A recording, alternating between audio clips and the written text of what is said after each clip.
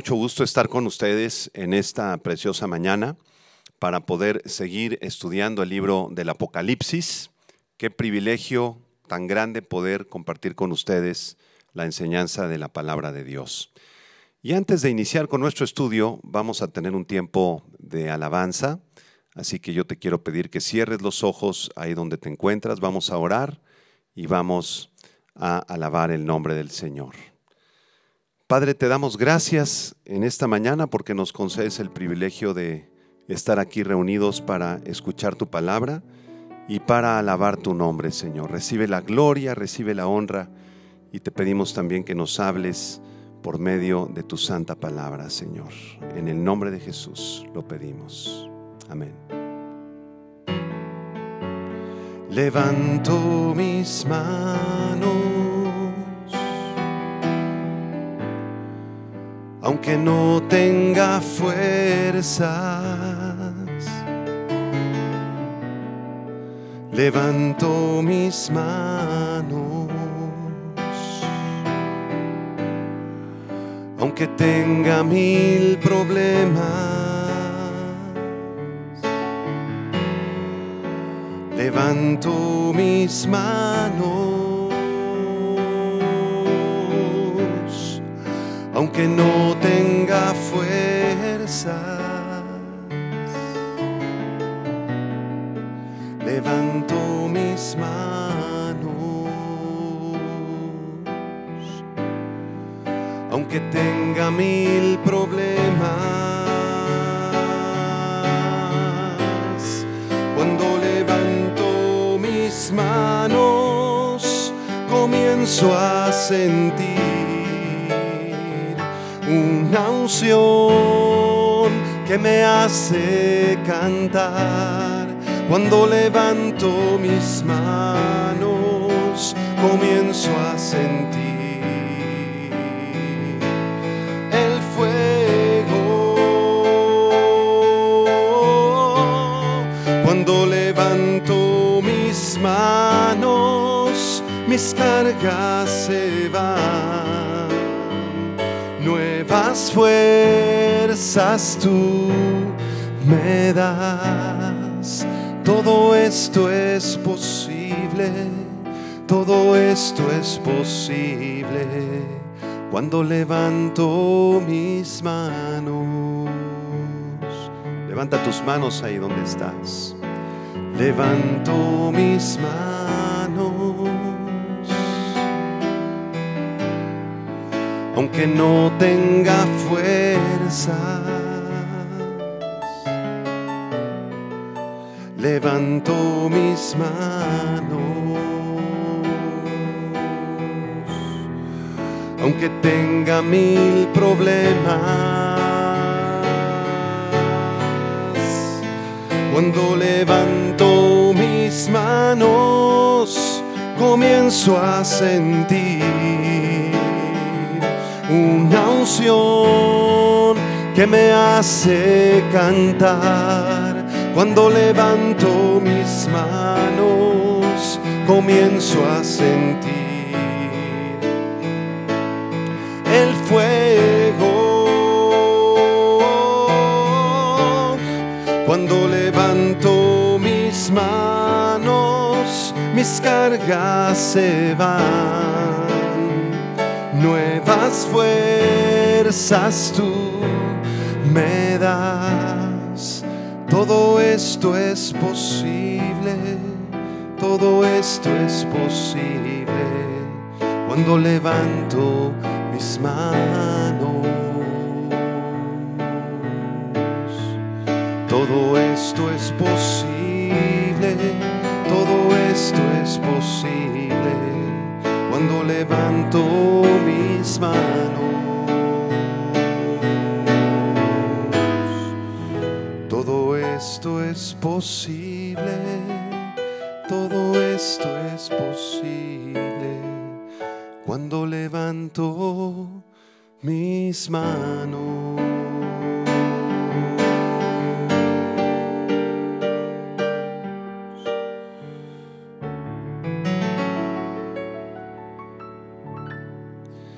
Señor, levantamos nuestras manos delante de ti y nos rendimos a ti, Señor, porque nuestro más grande deseo, Señor, es servirte a ti, Señor, es honrarte a ti, Señor, es bendecirte con todo nuestro corazón.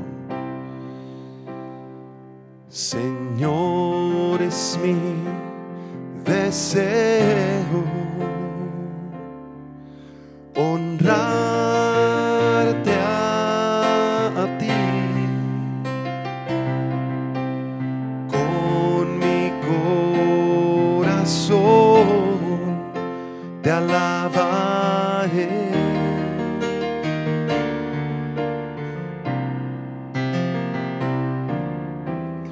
Todo lo que tengo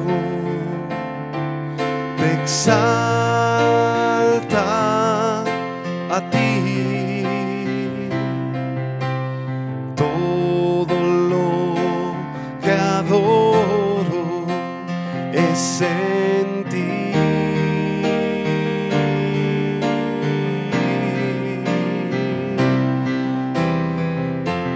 Hoy te rindo mi ser, te doy el corazón. Yo vivo para ti y en cada palpitar, mientras hay aliento en mí, Dios, haz tu obra en mí.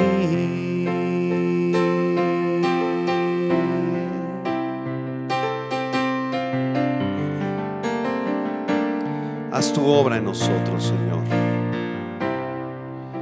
Señor, es mi deseo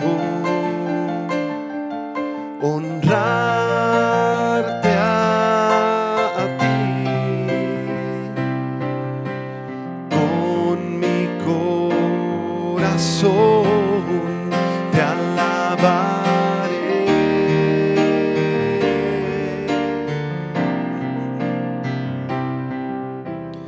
Todo lo que tengo te exalta a ti. Todo lo que adoro es en ti. Levanta tus manos a Él y díselo: hoy te rindo mi ser, te doy mi corazón. Yo vivo para ti en cada palpitar, mientras hay aliento en mí. Dios, haz tu obra en mí. Hoy te rindo mi ser, te doy mi corazón. Yo vivo para ti en cada palpitar, mientras hay aliento en mí. Dios, haz tu obra en mí.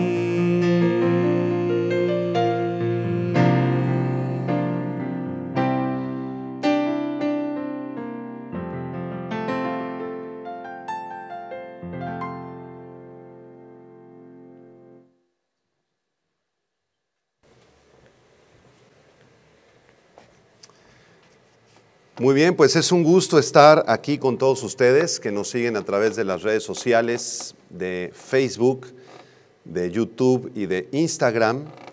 Y vamos a continuar con nuestro estudio de la semana pasada. Estamos estudiando una serie que se titula Las 7 iglesias del Apocalipsis. Y la clase pasada estuvimos analizando la iglesia de Esmirna, el mensaje del Señor a la iglesia de Esmirna en Apocalipsis capítulo 2. Y hoy estaremos estudiando un mensaje muy interesante que es la carta del Señor Jesucristo a la iglesia de Pérgamo. Abran sus Biblias en Apocalipsis capítulo 2, versículos 12 al 17, en un mensaje que se titula Pérgamo, la iglesia mundana. Pérgamo, la iglesia mundana. Y vamos a leer de las Escrituras, Apocalipsis 2, del 12 al 17, este mensaje. Dice así: Escribe al ángel de la iglesia en Pérgamo, el que tiene la espada aguda de 2 filos, dice esto: Yo conozco tus obras y dónde moras, donde está el trono de Satanás, pero retienes mi nombre y no has negado mi fe, ni aun en los días en que Antipas, mi testigo fiel, fue muerto entre vosotros, donde mora Satanás. Pero tengo unas pocas cosas contra ti, que tienes ahí a los que retienen la doctrina de Balaam, que enseñaba a Balac a poner tropiezo ante los hijos de Israel, a comer de las cosas sacrificadas a los ídolos y a cometer fornicación. Versículos 15. Y también tienes a los que retienen la doctrina de los Nicolaitas, la que yo aborrezco. Por tanto, versículo 16, el Señor les dice: arrepiéntete, pues si no, vendré pronto a ti y pelearé contra ellos con la espada de mi boca. El que tiene oído, oiga lo que el Espíritu dice a las iglesias. Al que venciere, daré a comer del maná escondido, y le daré una piedrecita blanca, y en la piedrecita escrito un nombre nuevo, el cual ninguno conoce, sino aquel que lo recibe. Hoy día a muchos cristianos les molesta el término mundo, que se refiere a todo el sistema perverso en el cual vivimos los seres humanos y que está controlado por Satanás. De inmediato asocian esta palabra mundo a prohibiciones que se dan en las iglesias, a cosas como bailar o tomar alcohol, emborracharse, ir al cine, ver una película inapropiada o jugar a la lotería. Es por esta razón que miles de iglesias actualmente prefieren predicar un evangelio amigable, un evangelio que nunca habla acerca del arrepentimiento, que nunca se habla acerca del pecado, que nunca se habla acerca del infierno, sino que es un evangelio orientado a la felicidad, a la autoestima, a que las personas se sientan bien, a que no se sientan culpables por ningún pecado, a que ellas puedan realizarse como personas, prosperar en la vida, etcétera, etcétera. Así que en este tipo de congregaciones, glorificar a Cristo es lo último de lo que se habla, es lo último en lo que se piensa. Y es por esto que en estas congregaciones donde no se exalta el nombre del Señor, no se está predicando el evangelio verdadero. No quieren ofender a nadie, no quieren confrontar a los congregantes con el pecado. Nunca se les habla de arrepentimiento, nunca se les habla de volver a los principios cristianos fundamentales, porque los líderes de estas iglesias no quieren perder congregantes. Quieren que la iglesia se llene, que esté llena siempre de gente, que abunde en personas, porque por supuesto esto representa una ganancia monetaria. Entran más ofrendas. Este tipo de líderes son falsos pastores que utilizan estrategias de mercadotecnia y de finanzas para hacer que esas iglesias o falsas iglesias crezcan. Edward McHenry Bounds escribió en su libro El poder de la oración la siguiente frase. Él dice: el hombre está buscando mejores métodos de mercadotecnia, métodos de finanzas, métodos que atraigan más a la gente, pero Dios está buscando mejores hombres, porque los hombres de Dios son el método de Dios. En la iglesia cristiana verdadera no debemos pensar en estrategias mercadológicas, o en estrategias financieras, o en estrategias publicitarias para atraer a los pecadores, porque no es eso lo que atrae a los pecadores. Lo que trae los pecadores a la iglesia es Dios, es el Espíritu Santo de Dios. Y el método de Dios nunca va a ser la mercadotecnia ni la publicidad. El método de Dios son los hombres de Dios. Por esa razón, en las iglesias verdaderas del Señor Jesucristo del siglo XXI, se predica el evangelio verdadero. Se confronta a las personas con el pecado y se les llama a salir inmediatamente del mundo. Vean lo que dijo el Señor Jesucristo en el Evangelio de Juan, capítulo 15, versículo 19. Juan 15, 19. Si fuerais del mundo, les dice Jesús a sus discípulos, el mundo amaría lo suyo, pero porque no sois del mundo, antes yo os elegí del mundo, por eso el mundo os aborrece. Si realmente eres un hijo, una hija de Dios, va a llegar un momento en el que vas a chocar con el sistema perverso de este mundo y te van a rechazar, nadie te va a aceptar y vas a sufrir penalidades por causa del evangelio. En Romanos 12, versículo 12, el apóstol Pablo dice, no os conforméis a este siglo, a este sistema, no tomes la forma de este sistema, sino transformaos por medio de la renovación de vuestro entendimiento para que comprobéis cuál sea la buena voluntad de Dios, agradable y perfecta. Los cristianos no somos de este mundo, no pertenecemos a este mundo. Nuestra ciudadanía está en los cielos, hermanos. Nuestra ciudadanía está en los cielos, no somos de aquí, no pertenecemos a este mundo. Por eso estamos esperando el momento en el que el Señor vendrá por nosotros en el arrebatamiento de la iglesia y seremos trasladados a casa, porque nosotros pertenecemos a casa, al cielo, no aquí a este mundo. Es por eso que el apóstol Juan en su primera carta, capítulo 2, verso 15 en adelante, les dice a sus discípulos, no améis al mundo, ni las cosas que están en el mundo. Si alguno ama al mundo, el amor del Padre no está en él. Si tú amas las cosas del mundo y amas el pecado y amas la inmoralidad y amas la avaricia y amas el amor al dinero y las películas de pornografía que hay en el mundo, entonces el amor del Padre no está en ti, porque todo lo que hay en el mundo, los deseos de la carne, los deseos de los ojos y la vanagloria de la vida no proviene del Padre, sino del mundo. Y el mundo pasa y sus deseos, el mundo terminará y sus deseos, pero el que hace la voluntad de Dios permanece para siempre. Como muchas iglesias hoy en día, la iglesia de Pérgamo había dejado de prestar atención a la Biblia. Se habían olvidado de los mandamientos de Dios en las Sagradas Escrituras. Estaban cediendo ante el mundo.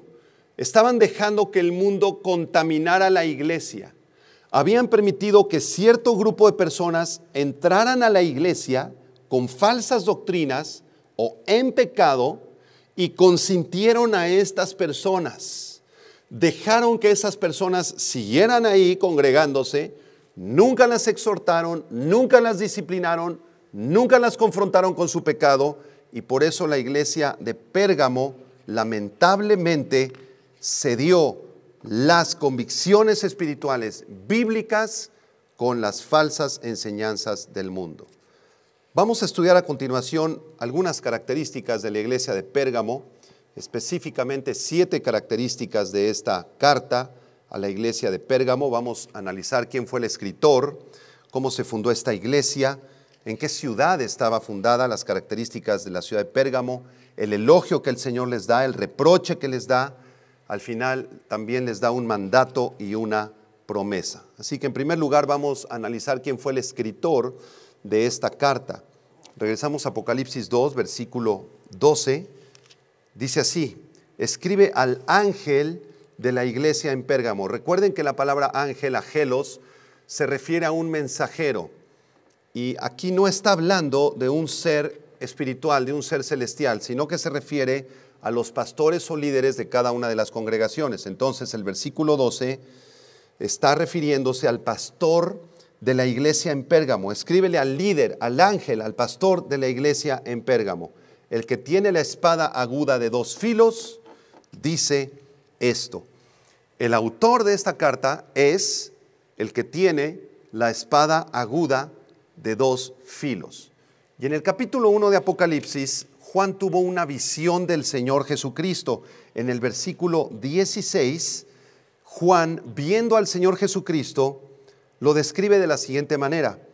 Tenía en su diestra 7 estrellas, de su boca salía una espada aguda de 2 filos, y su rostro era como el sol cuando resplandece en su fuerza.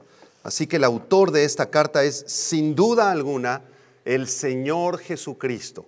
Juan solamente fue el instrumento para poder redactar estas palabras en el idioma original, en griego, pero el autor de la carta es, sin duda alguna, Jesucristo. Y de su boca sale una espada aguda de 2 filos. ¿Qué significa esta espada aguda de 2 filos?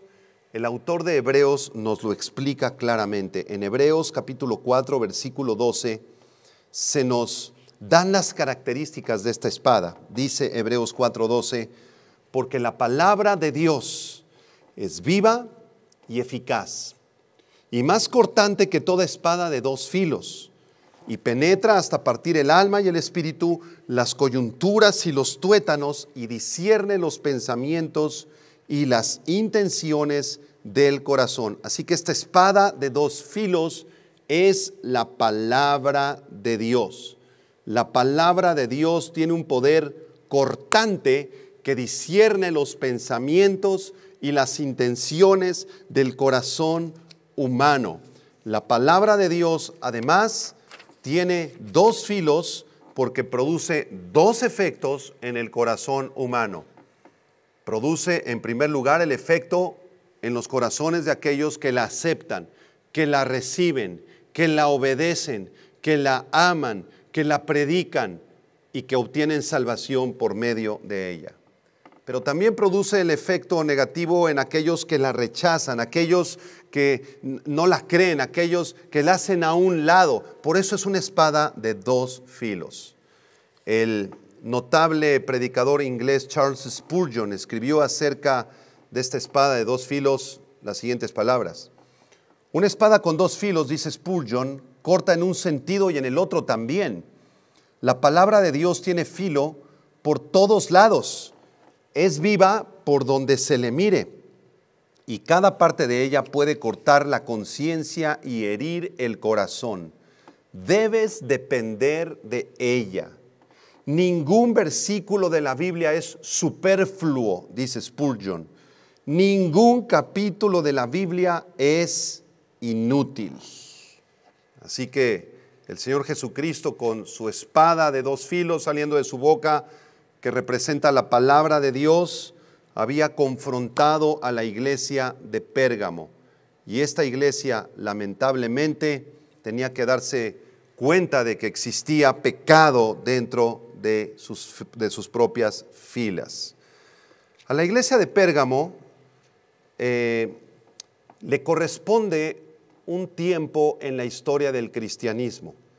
Es sorprendente que las 7 iglesias de Apocalipsis representan cada uno un tiempo de la historia del cristianismo en estos 21 siglos que tenemos de historia después del día de Pentecostés. Así, por ejemplo, la iglesia de Éfeso representa a la iglesia primitiva, a la iglesia de Pentecostés hasta el año 100, 110 aproximadamente después de Cristo. La iglesia de Esmirna representa la iglesia perseguida, la iglesia sufriente, aproximadamente del año 100, 110 hasta el año 313. En estos 2 siglos la iglesia cristiana fue brutalmente perseguida. Y la iglesia de Pérgamo representa el periodo de tiempo desde el año 313 hasta el año 800. El periodo histórico representado por Pérgamo, repito, inició en el año 313 después de Cristo, cuando el emperador Constantino promulgó el Edicto de Milán en Roma, a través del cual se le concedía libertad religiosa a los cristianos. En otras palabras, se aceptó el cristianismo como la religión oficial de todo el imperio de Roma en el año 313, dando final a la salvaje persecución del periodo anterior. Pero este edicto de Milán en el año 313 trajo consecuencias devastadoras a la iglesia primitiva, a los cristianos genuinos. Fue allí cuando inició una triste decadencia de la iglesia cristiana, porque los sacerdotes paganos se convirtieron ahora en pastores cristianos. Constantino y su corte romana fueron los que determinaron quiénes iban a ser pastores ahora. Los templos paganos se convirtieron en iglesias cristianas. Las fiestas paganas se convirtieron en fiestas cristianas. Y el cristianismo dejó de ser una relación viva, constante, diaria, orgánica, preciosa con la persona de Jesucristo. Y a partir del año 313, cuando nace el catolicismo romano, se convierte en una religión absurda. De hecho, es interesante que el nombre Pérgamo, para los que están tomando apuntes, significa debidamente casada. Eso significa la palabra Pérgamo, debidamente casada, o también significa torre alta. ¿Con quién se casó la iglesia en el año 313? Con Roma. Apostató la iglesia, cometió adulterio espiritual, se fusionó, se fundió, traicionando al Señor Jesucristo con Roma. Y desde el año 313 hasta la actualidad, muchas iglesias se parecen a Pérgamo. Están casadas con los intereses del gobierno, con los intereses políticos, están corrompidas, predican falsas doctrinas y están enamoradas del sistema de este mundo.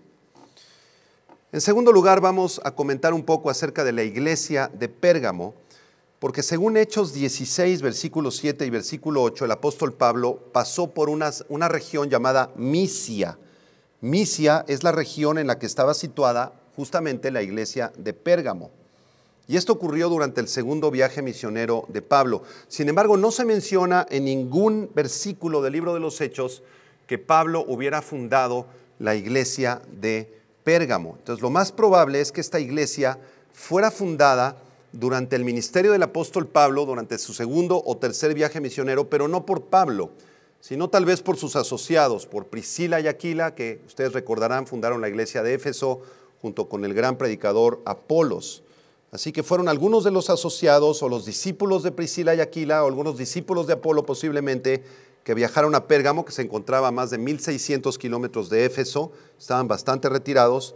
Tal vez fueron ellos quienes fundaron esta iglesia de Pérgamo. En tercer lugar, vamos a comentar algo acerca de la ciudad de Pérgamo.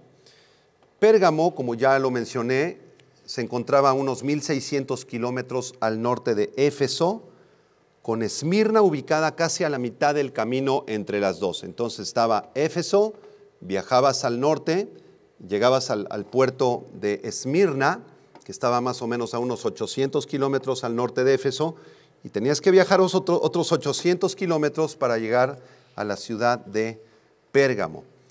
Esta ciudad no era puerto, no estaba tan cerca del mar, se encontraba a unos 22 kilómetros adentro desde el mar Egeo, pero aunque no tenía puerto, era considerada la ciudad más distinguida de Asia.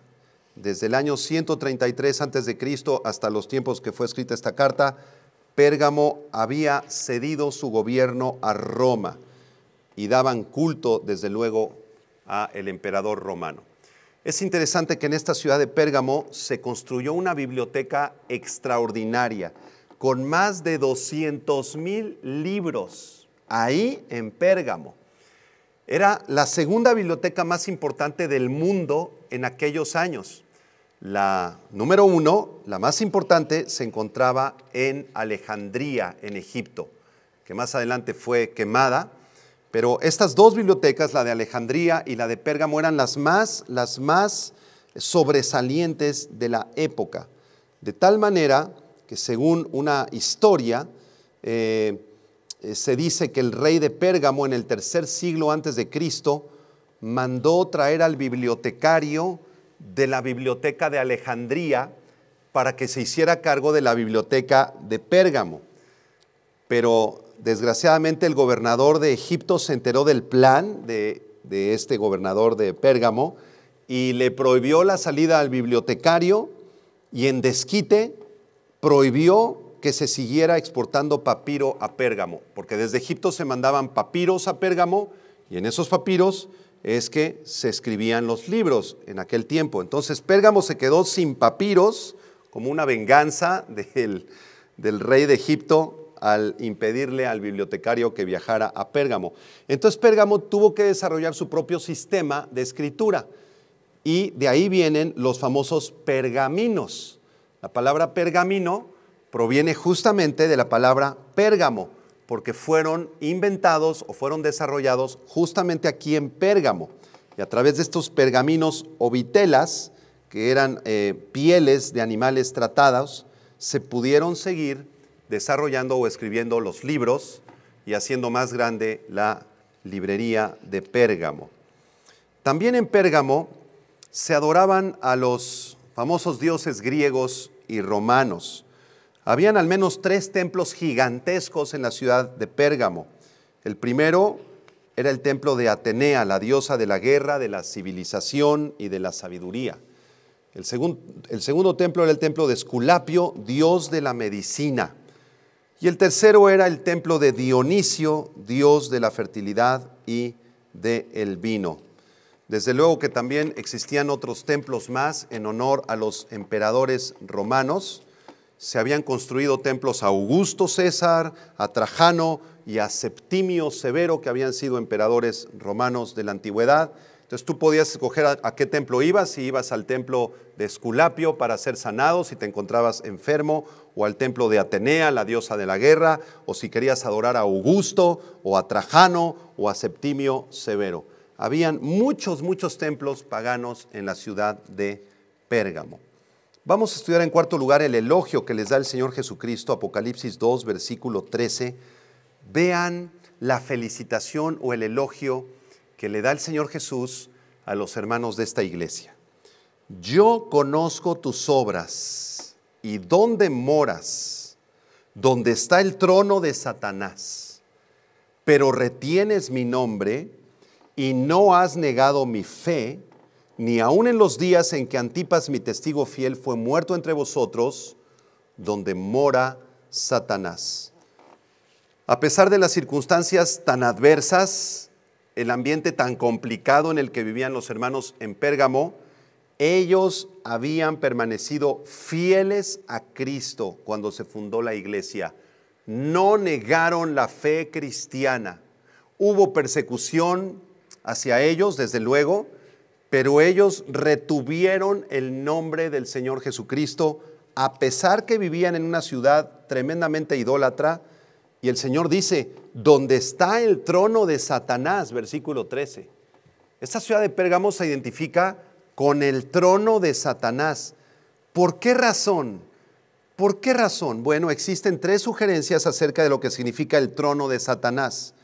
La primera es que el trono de Satanás se identifica con el espléndido altar de Zeus. Ahí en el templo del dios Zeus, en la ciudad de Pérgamo, se adoraba a este dios que era el padre de todos los dioses, y había una estructura gigantesca de más de 150 metros de largo, y el púlpito donde estaba la plataforma tenía 5 metros de alto, y en la estructura que lo sostenía había una gigantomaquia, es decir, una representación de una batalla de los dioses con los gigantes. Así que esta era una de las más grandes obras de arte del periodo helénico. Sin embargo, se adoraba a un falso dios, a Zeus. Tal vez a eso se refiere el Señor cuando lo menciona como el trono de Satanás. Pero hay otra posible explicación del trono de Satanás que tal vez sea la más adecuada. Otros relacionan el trono de Satanás con la adoración del dios Esculapio, que era predominante en Pérgamo. Esculapio tenía su propio templo también y era el dios de la sanidad. Entonces todos los enfermos de Asia Menor venían a Pérgamo para que el dios Esculapio los sanara de enfermedades graves. Cuando entraban al templo de Esculapio, encontraban un montón de serpientes que se dejaban libres ahí en el templo. Eran serpientes no venenosas, y los que estaban enfermos buscaban la sanidad durmiéndose o acostándose encima de las serpientes, esperando que una de ellas les brincara y que les pasara por el cuerpo, porque las serpientes eran una representación de este falso dios Esculapio. De hecho, si ustedes han ido al doctor, hay algunos doctores que tienen un ícono en sus batas, que es una serpiente que está subiendo por un bastón. Y este ícono representa justamente al dios Esculapio, el dios falso de las sanidades, porque el único que puede sanar al ser humano es Jesucristo. Y también se podría entender, en tercer lugar, el trono de Satanás como una referencia al poderío de Roma bajo el dios de este siglo, Satanás. Yo pienso que era el templo de Esculapio lo que lleva aquí al Señor a identificarlo como el templo o el trono de Satanás. Y también el Señor aquí en el versículo número 13 felicita a la iglesia de Pérgamo y les dice, tú retienes mi nombre, no has negado mi fe. Los hermanos de la iglesia de Pérgamo eran fieles a la fe cristiana.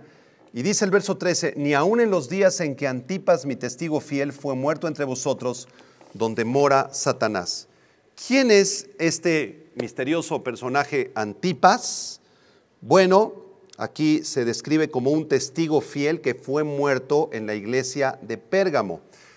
Y la Biblia no nos da ninguna información acerca de Antipas, pero según la tradición cristiana del siglo II y III, hubo un pastor en la iglesia de Pérgamo llamado Antipas, alrededor del año 110, 120.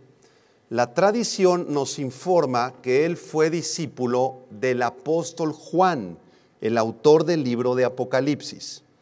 Así que uno de sus condiscípulos fue justamente Policarpo, el mártir de la iglesia de Esmirna. Policarpo y Antipas eran unos jovencitos, unos niños quizá, cuando se discipularon con el apóstol Juan.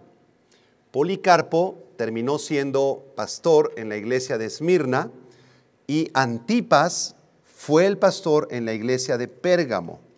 Y según otra vez la tradición, se nos relata que el emperador Domiciano persiguió a los pergamitas y a su pastor Antipas, el cual fue metido en un toro construido de metal, en un toro metálico, y ahí en ese toro le prendieron fuego, cerraron la tapa y ahí murió el pastor Antipas, pagando con su vida el precio máximo por no haber querido adorar a el emperador. Qué historia tan preciosa de los mártires de la iglesia cristiana de los primeros siglos. Así que esta iglesia se conservó fiel en sus inicios, delante de la persecución, ante todos los dioses paganos, siguieron fieles a la palabra de Dios. Sin embargo, en quinto lugar, en el versículo 14 y 15, el Señor Jesucristo les hace un reproche. Vamos a leer este reproche en el verso 14. Pero tengo unas pocas cosas contra ti, les dice el Señor, que tienes ahí a los que retienen la doctrina de Balaam, que enseñaba a Balac a poner tropiezo ante los hijos de Israel, a comer de cosas sacrificadas a los ídolos y a cometer fornicación. Y también tienes a los que retienen la doctrina de los nicolaitas, la que yo aborrezco. El Señor los reprocha por dos pecados. Y estos dos pecados se habían infiltrado a la iglesia. Uno correspondía a un pecado del Antiguo Testamento y otro a un pecado del Nuevo Testamento. Entonces esto nos revela que en la iglesia de Pérgamo habían dos grupos de poder que se infiltraron. Eran personas que parecían ser cristianas, pero no eran cristianos, no habían nacido de nuevo, más bien se habían infiltrado dentro de la iglesia, como dice la primera carta de Juan, que salieron de nosotros, pero no eran de nosotros, porque si hubiesen sido de nosotros, hubieran permanecido con nosotros, de manera que salieron para que se manifestase que no todos los que van a la iglesia son de nosotros, no todos los que van a la iglesia son cristianos. Vamos a analizar estos dos pecados brevemente. En primer lugar, el pecado del Antiguo Testamento se asocia con la doctrina de Balaam. Y recordemos en el libro de los Números, capítulo 22 al 25, que Balaam fue un profeta a sueldo del Antiguo Testamento, era un profeta pagado. Y cuando se enteró que los israelitas habían destruido a los amorreos, entonces Balac, el rey de Moab, contrató a Balaam para que maldijera a Israel y no vinieran a conquistarlo también a él en Moab.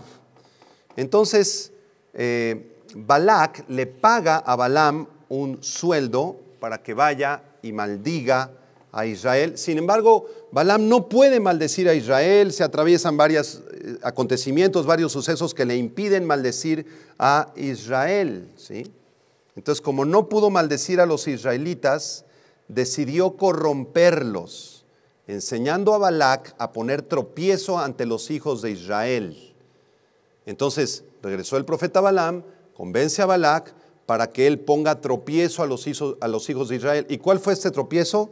Comer cosas sacrificadas a los ídolos, cometer fornicación con las mujeres moabitas, las cuales servirían de señuelo a los israelitas y los incitarían a la conducta del mundo impío que los rodeaba. Así que este primer pecado, el pecado asociado con Balaam, el falso profeta, consistía en inmoralidad sexual, en idolatría y en participación de diversas fiestas paganas. Este primer grupo en la iglesia de Pérgamo se había infiltrado en la congregación, comenzaron a practicar inmoralidad sexual, fornicación, adulterio, homosexualidad, lesbianismo, bodas gay, etc. También comenzaron a convencer a algunos hermanos acerca de los falsos dioses. Les dijeron, vámonos al templo de Esculapio para que te sane, vámonos con Zeus, él es el verdadero Dios. Comenzaron a pervertir la fe cristiana y a participar de diversas actividades del mundo. Así que esta unión con Satanás y con los falsos dioses corrompió lamentablemente la iglesia de Pérgamo. En la segunda carta de Pedro, capítulo 2, se menciona también a Balaam.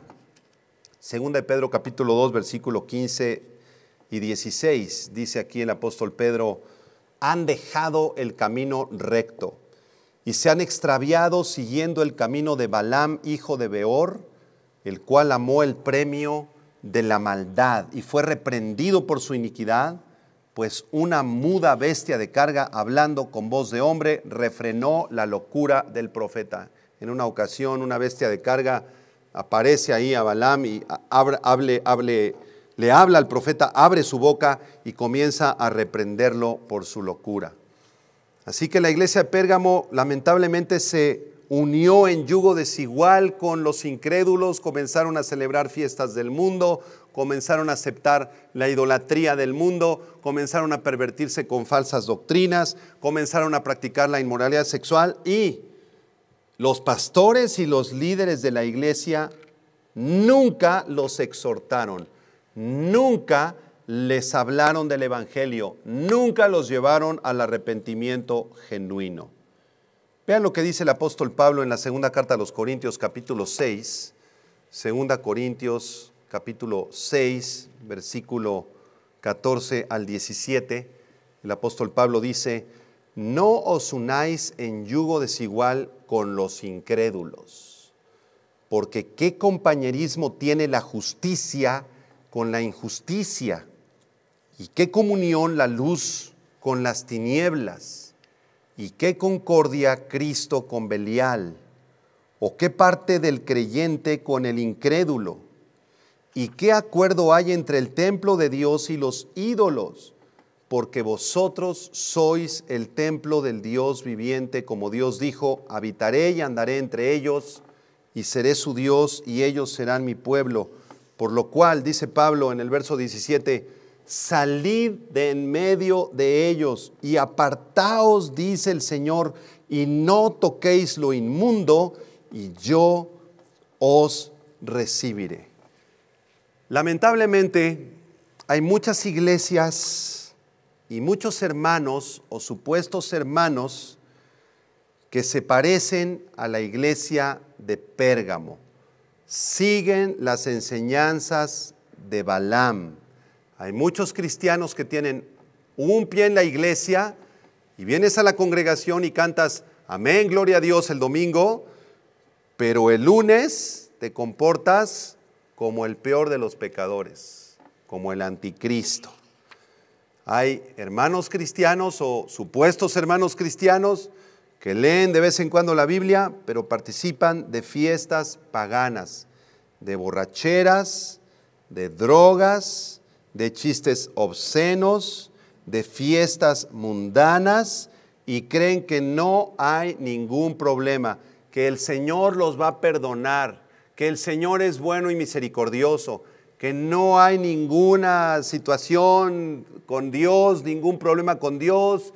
Si tú estás en adulterio, estás coqueteando con una mujer que no es tu esposa, estás metido en asuntos de drogas, de exceso de alcohol, de borracheras, etcétera, etcétera.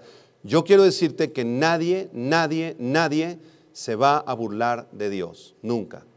¿Qué compañerismo tiene la justicia con la injusticia? ¿Qué compañerismo tiene la luz con las tinieblas? ¿Qué parte de compañerismo tiene el creyente con el incrédulo? No te unas en yugo desigual con los incrédulos. Joven que me escuchas, si tú tienes una relación sentimental con una muchacha que no conoce a Dios, que no quiere saber del Evangelio, que ha rechazado a Jesucristo, ¿qué estás haciendo ahí?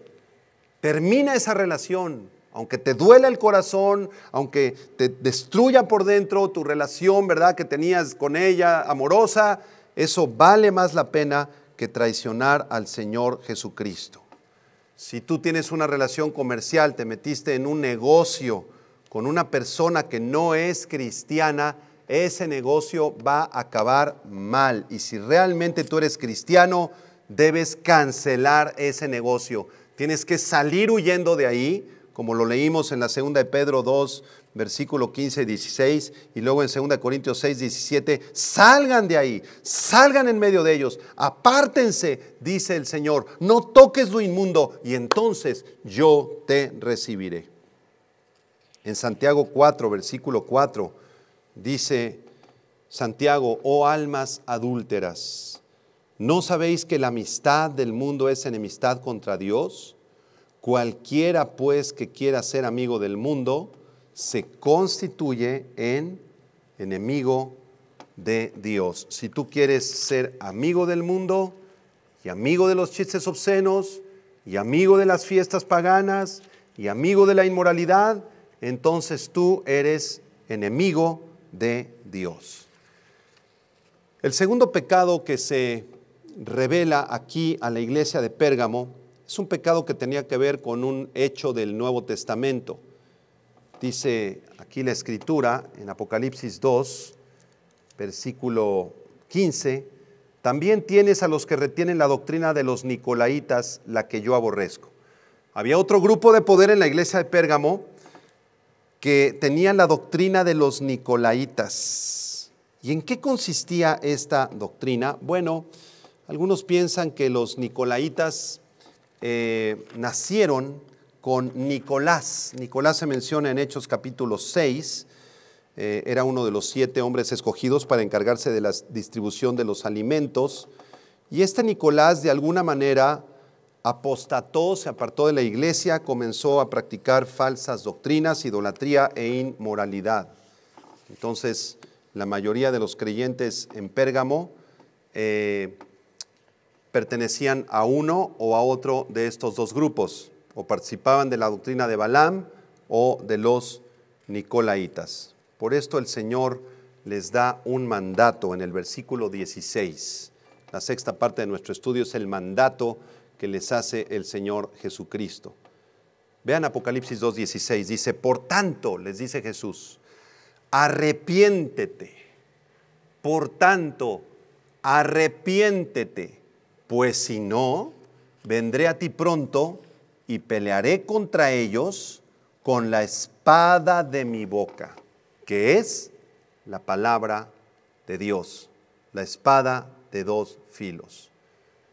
Quiero que noten en primer lugar que el mandato que les da aquí el Señor Jesucristo es a arrepentirse. La palabra arrepentimiento, metanoia del griego, describe un cambio de mente que tiene como resultado un cambio de conducta. Cuando una persona tiene un encuentro con Jesucristo y se da cuenta de su pecaminosidad, de su maldad, de las maldiciones que trae acarreando de muchas generaciones y logra tener una visión de Cristo en la cruz, de su gracia, de su misericordia, de su sangre que Él derramó para perdonar nuestros pecados, entonces esa persona se le concede el arrepentimiento. El arrepentimiento es un don o es un regalo de Dios. No es algo que la persona pueda producir por sí misma, sino que es igual que la fe, es un regalo del Señor. Así que el Señor le habla aquí a los líderes de la iglesia de Pérgamo y les dice, arrepiéntanse, vuélvanse a mí, recuerden las primeras obras que ustedes hicieron, como les dijo a los de la iglesia de Éfeso, porque si no se arrepienten, si no ejercen disciplina contra los Nicolaitas, si no expulsan a los hijos de Balaam, si no exhortan a los muchachos o a los hermanos, a los falsos hermanos que están en fornicación, que están en idolatría, a que se arrepientan y vuelvan a mis caminos, entonces yo pelearé contra ellos con la espada de mi boca. Y esto nos da una enseñanza a las iglesias del siglo XXI. La iglesia no debe ser necesariamente un lugar cómodo o confortable, sino que en la iglesia se debe más bien predicar el evangelio para que el Espíritu Santo traiga convicción de pecado, de justicia y de juicio a los pecadores. El día que en la iglesia cristiana del siglo XXI consintamos el pecado, y sabes que hay un grupito por allá que son rebeldes, y hay otro grupito por acá que andan en inmoralidad, y hay otro grupito por acá, ¿verdad?, que están murmurando del pastor, y hay otros por allá, ¿verdad?, que están queriendo hacer su iglesia siguiendo falsas doctrinas, y tú como líder o como pastor no haces nada, y permites que esos grupitos sigan existiendo con tal de que asistan a la iglesia, con tal de que todos llevemos la fiesta en paz, con tal de que las cosas salgan bien y con tal que entren ofrendas porque son un montón. Entonces tú has traicionado al Señor Jesucristo si piensas así.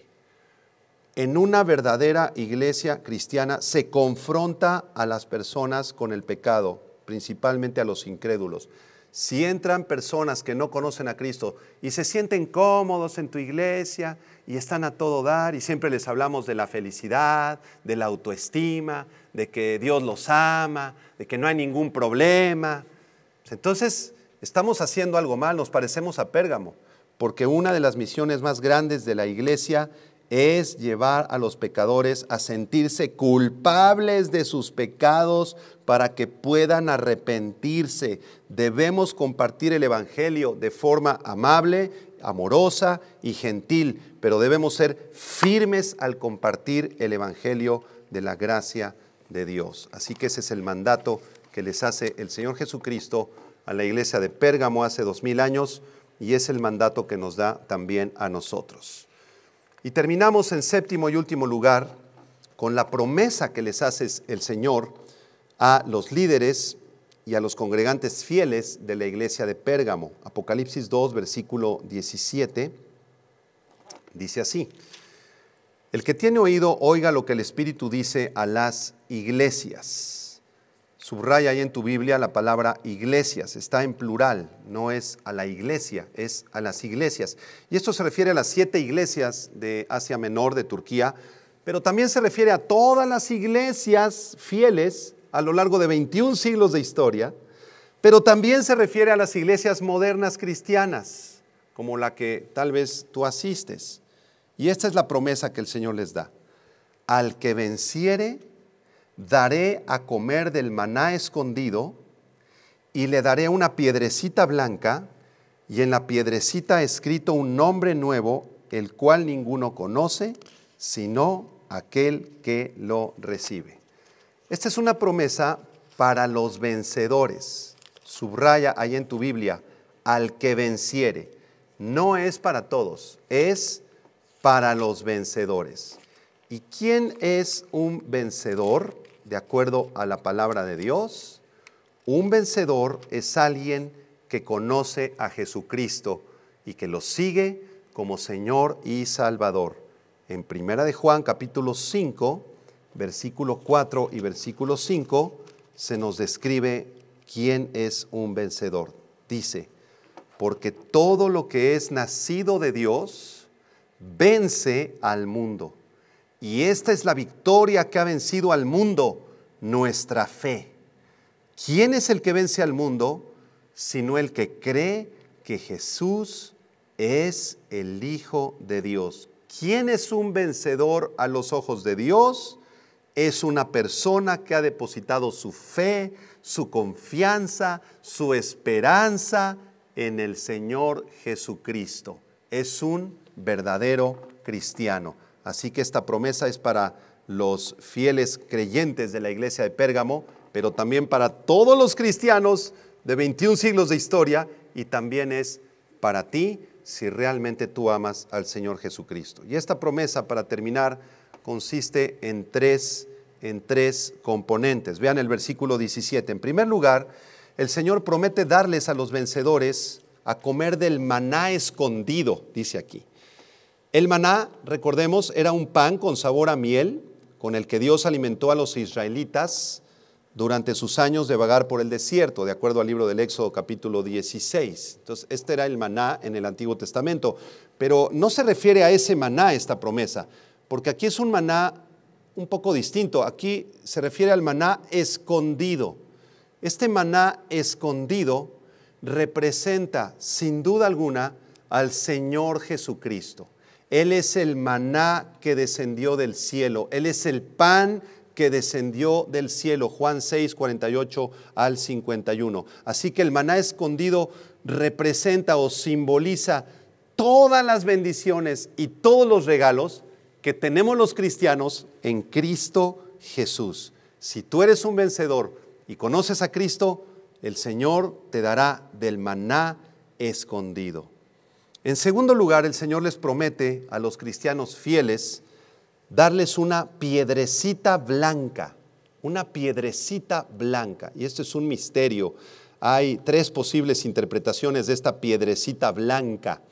Algunos teólogos piensan que representa al Urim y al Tumim en el pectoral del sumo sacerdote en el Antiguo Testamento. Estas 2 piedrecitas, el Urim y el Tumim, se utilizaban en el Antiguo Testamento para solicitar dirección de Dios. Se aventaban así como una especie de dados y conforme a cómo cayeran era la respuesta de Dios. A veces el Señor contestaba sí, a veces contestaba no, a veces contestaba espérate. Entonces, bueno, algunos piensan que esta piedrecita blanca es de alguna manera alguna dirección que Dios les dará a sus hijos, ¿verdad? Un discernimiento de su voluntad más claro.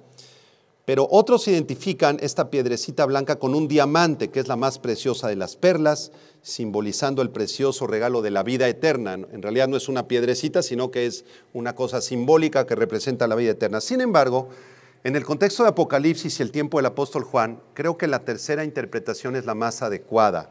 Esta piedrecita blanca se les daba a los atletas de las Olimpiadas, ¿sí? Era la costumbre romana recompensar con piedrecitas blancas a los que vencían en las competencias deportivas, a los que llegaban en primer lugar de las olimpiadas, del maratón, del salto de longitud, del lanzamiento de jabalina, etcétera. Al primer lugar se le daba una piedrecita blanca, y no solo eso, sino que en la piedrecita blanca se escribía el nombre del atleta, se escribía el nombre completo y servía como boleto para entrar a un banquete especial que se les daba terminando las olimpiadas con el emperador. Entonces, de acuerdo a la cultura en la que vivió el apóstol Juan, que era una cultura grecorromana, helénica, esta es una representación entonces que Cristo promete darle a los vencedores. Una piedrecita blanca, ¿verdad?, que se te da como un símbolo de triunfo, no porque tú hayas triunfado, sino porque Cristo triunfó en la cruz en tu lugar, y en Cristo somos más que triunfadores, somos más que vencedores, y además esa piedrecita blanca contiene un nombre nuevo, que es la tercera promesa, y es tu boleto de entrada para ir a las bodas del Cordero al cielo. Y en tercer lugar, el Señor promete también darles a los vencedores un nombre nuevo, el cual ninguno conoce, sino aquel que lo recibe. Así que este nombre nuevo, ¿verdad?, es un nombre que nadie conocerá, sino cuando lleguemos al cielo, cuando se te entregue esta piedrecita blanca, ¿verdad?, y tú puedas leer el nombre que contiene, será ese nombre, ¿verdad?, nuevo, que nadie conoce. El Señor es el único que lo conoce, y seguramente ese nombre le dará toda la gloria y toda la honra a Él. Termino con esta pregunta. ¿A qué iglesia perteneces tú? ¿Te identificas con Pérgamo en el sentido mundano? ¿Eres un cristiano mundano? ¿Eres un cristiano que en realidad no has nacido de nuevo, que tienes un pie en la iglesia, otro pie en el mundo? ¿Estás en pecado? ¿Estás en idolatría? ¿Estás en fornicación? ¿Estás en adulterio? ¿Estás coqueteando con el mundo? La palabra y la conclusión de este mensaje es: arrepiéntete. Todavía estás a tiempo de arrepentirte y entregarle tu corazón al Señor Jesucristo genuinamente. Arrepiéntete, porque tus días están contados en la tierra, y el Señor, en su gracia y misericordia, quiere ofrecerte este regalo precioso de la vida eterna. Oremos. Señor, te damos gracias porque a través de las iglesias de Apocalipsis encontramos la historia de la iglesia cristiana a lo largo de 21 siglos, y encontramos elogios con los cuales nos identificamos, y encontramos también reprensiones y promesas que tú les diste a estas iglesias. Oramos, Señor, por aquellos cristianos fieles, por aquellos cristianos genuinos que te aman, que te conocen como Señor y Salvador, y te pedimos por todas las iglesias cristianas fieles del mundo, Señor. Aquellas iglesias que no trabajan por dinero o por amor al dinero, Señor. Por aquellas iglesias que exhortan y reprenden a aquellos grupos de infiltrados, rebeldes o inmorales, y los intentan llevar al arrepentimiento. Oramos por todos los pastores, Señor, que predican tu palabra fielmente alrededor del mundo, Señor. Úsalos, bendícelos, fortalécelos. Pero también oramos por aquellas personas que se consideran cristianas, que se congregan en la iglesia, que asisten a los servicios, que siguen las transmisiones por internet, pero que tienen un pie metido en el mundo, Señor, que siguen la doctrina de Balaam o de los Nicolaitas, y en su corazón hay rebeldía, Señor. En su corazón todavía hay idolatría, todavía siguen en la religión falsa, Señor, adorando ídolos, hablando con vírgenes o con santos que son falsos dioses.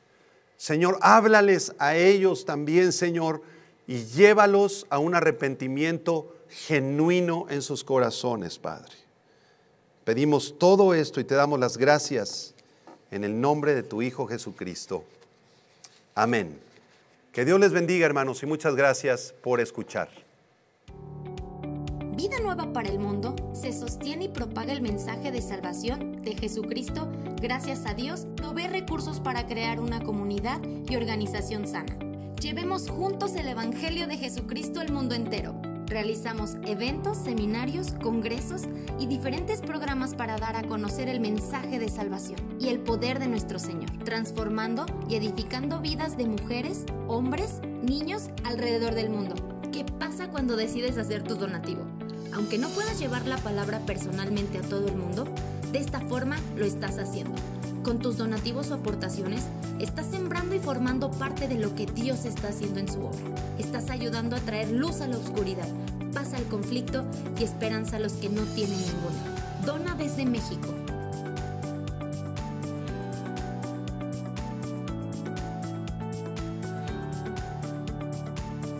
Dona desde Estados Unidos.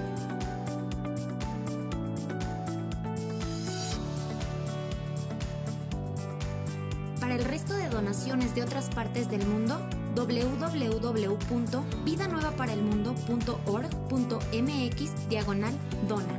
Estamos cumpliendo la gran comisión. Por tanto, vayan y hagan discípulos a todas las naciones, bautizándolos en el nombre del Padre, del Hijo y del Espíritu Santo, enseñándoles que guarden todas las cosas que les he mandado.